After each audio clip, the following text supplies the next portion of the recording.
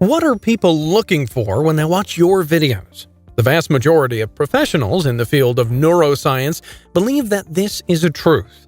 When it comes to making decisions, including about which videos to watch, emotions are the key component that indicates which ones to choose. This video is unique because it combines theory and actual experience in a novel way. And I'm going to use some of the psychological techniques discussed in this video to get people to watch your content rather than someone else's. Now that we've got that out of the way, let's learn more about the many feelings you can evoke with your videos. One of them, without doubt, is curiosity. Mixed in with the amazement, interest, wonder, and uncertainty is admiration. In this day and age, even unpleasant feelings are effective. But some research published in Harvard Business Review found that the majority of trending content is geared toward happy feelings. That's why more people watch what to do if you win the lottery than how to cope with their first heartbreak. Cue sad song playlists. Next, you'll want to captivate your audience in your videos with a positive cliffhanger. When Facebook evaluated its users' video consumption statistics in 2016, it found that 75% of people who watch the first 3 seconds of a video will continue watching it for at least another 30 seconds if they find something unique and valuable in the first parts. That was one of the findings of their study.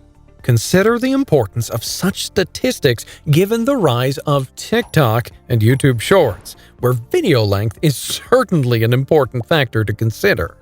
According to these findings, it's not enough to simply get people interested. You need to not only get them to click on your link, but also convince them to keep watching and stay on the platform longer, just like I always tell you in my previous videos. But how are you actually going to do that? The knowledge gap we talked about earlier is the solution to that. You need to give viewers the impression that if they stop watching your video at the beginning or in the middle, they're missing out on important details. Moreover, feelings are an essential part of the memory process. First of all, and I'm sure you'll all agree, memories of emotional experiences are much more vivid and accurate than memories of neutral experiences, assuming you can remember any at all. If you brushed your teeth for the first time, you probably don't remember as many details as you do about your first love or your first paycheck. To get your audience to watch your videos, you need to get into their mindset. This will encourage people to return to your channel to watch more of your content. For example, if you're shooting a video to answer a question, you might do best by giving a brief answer to the question in the hook, and then using the rest of the video for a more in-depth explanation. Make sure every part of your video is worth watching, though, because sometimes you might be too focused on your goal of keeping them on the platform longer that you start babbling nonsense. That way, you're more likely to lose them than gain their trust. When you create tutorial videos, it's usually ideal to present your viewers with the finished work first and then show them how to achieve the result as the video progresses. Another option is to give a brief preview of the video's plot at the beginning. These previews should be no longer than 5 seconds so as not to spoil the fun. This is a pretty popular strategy used in vlogs. Most of the time, what you show here's for the viewer's benefit rather than to inform them. The time it takes your brain to process visual information is only 13 milliseconds, but your visual systems are responsible for activating 50% of your brain.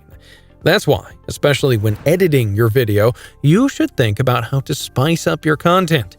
Keep your audience interested by giving them unexpected visual cues. This technique can often be seen in babies and toddlers, but surprisingly, it works wonders for people of all ages. For example, you could use something as simple as a whiteboard as the focal point of the video to give your audience something aesthetically pleasing to look at. Most of the time, viewers get bored just watching your facial muscles move while you talk in your videos. Unless you're Leonardo DiCaprio, in which case, you know. Let's take Apple's latest iWatch commercial from 2021, which is one of the best commercials of the year because it grabs viewers' attention and draws them into the video.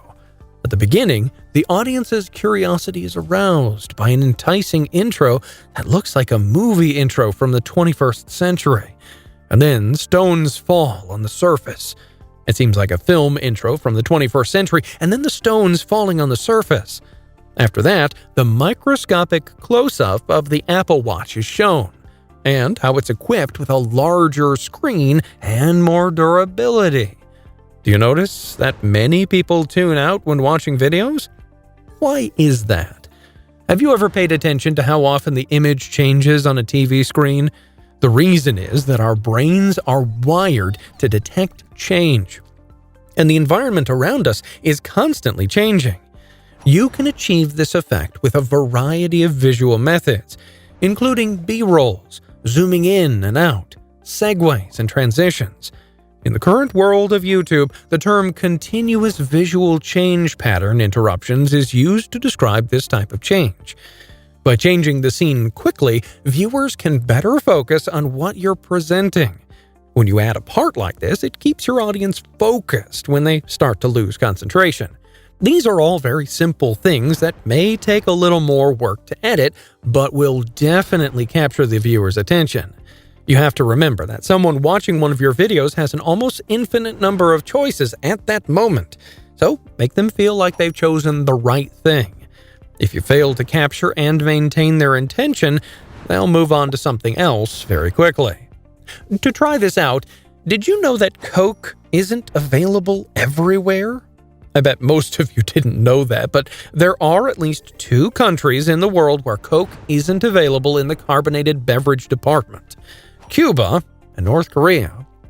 Now, it could be that every time you drink Coke, you remember what I said about it. You remember my video about it, and if you heard it for the first time, there's a good chance you remember my channel for it. There's also a good chance you'll come back and watch my content even more. But it's also known as the Baader-Meinhof phenomenon, and it's also called the frequency illusion. When we see something more than once, it tends to stick in our minds, and that, in turn, leads us to experience a higher level of satisfaction because our understanding increases.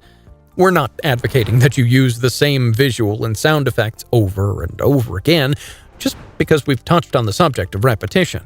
We're going to talk about repetitive themes and repetitive characters, and you need to think about how to close the loop.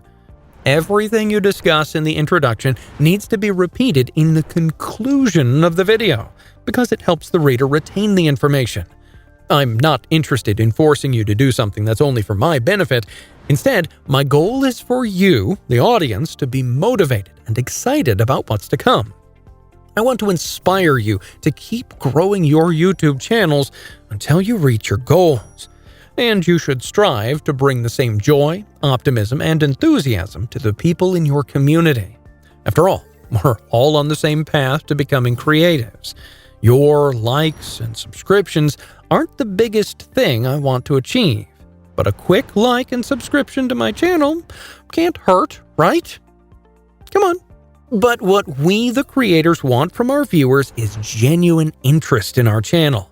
We want you to subscribe to our channel because you'll find our content interesting in the future. That's why I make better videos every time, to grow my channel as much as possible. Not only to keep making money, but also to share all my knowledge about cash cow channels with everyone who wants to follow the same path.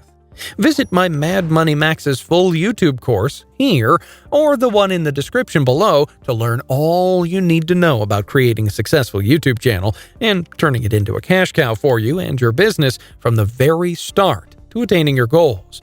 It offers high-quality video guides and lessons to help you launch and grow your YouTube channel. I hope this video helped you consider a lot of things in making your videos stand out from the others. What were your favorite tricks from the ones I've mentioned? Let me know in the comments down below. And are you looking for more ways how to utilize these tricks?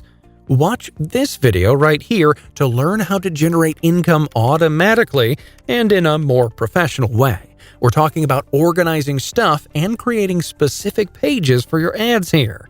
We'll see you over there. Goodbye.